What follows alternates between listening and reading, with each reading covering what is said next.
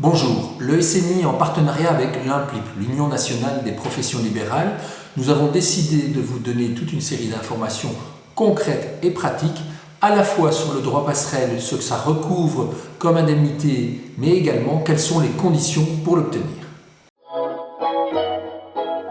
Il s'agit en fait d'un revenu de remplacement qui a été mis en place spécifiquement dans le cadre de la crise du coronavirus pour le mois de mars et le mois d'avril.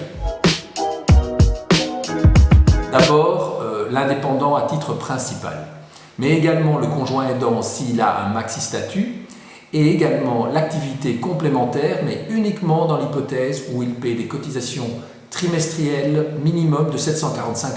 Il n'est pas nécessaire que vous soyez en ordre de paiement de toutes vos cotisations sociales pour pouvoir bénéficier du droit passerelle.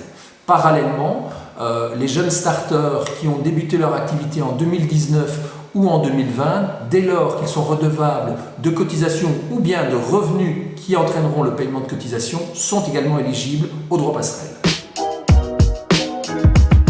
On peut rencontrer deux situations différentes. D'abord, les indépendants qui ont eu l'obligation, sur ordre du gouvernement fédéral, de fermer leur activité. Il s'agit essentiellement du secteur HoReCa ou du secteur du commerce de détail. L'autre situation, ce sont tous les autres indépendants qui n'ont pas eu l'obligation de fermer, mais qui de facto voient une perte importante de leur activité, voire ferment leur activité. Pour ce dernier groupe, une condition est fixée. Ils doivent au minimum fermer 7 jours calendrier pour pouvoir bénéficier de ce droit passerelle.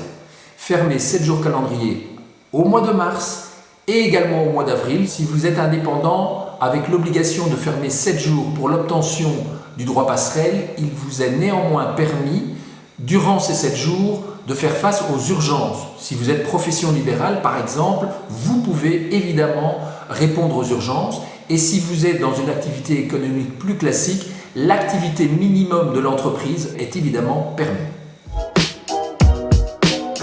Il sera essentiellement de voir si vous avez des enfants à charge ou pas. Dans l'hypothèse où vous avez des enfants à charge, le montant mensuel est de l'ordre de 1 614,10 € et si vous êtes un isolé, de 1 291,69 €.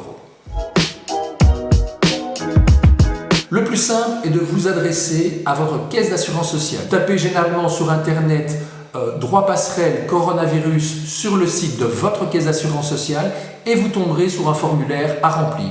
Et puis vous envoyez le tout à votre caisse d'assurance sociale. Contactez votre gestionnaire de dossier auprès de votre caisse d'assurance sociale.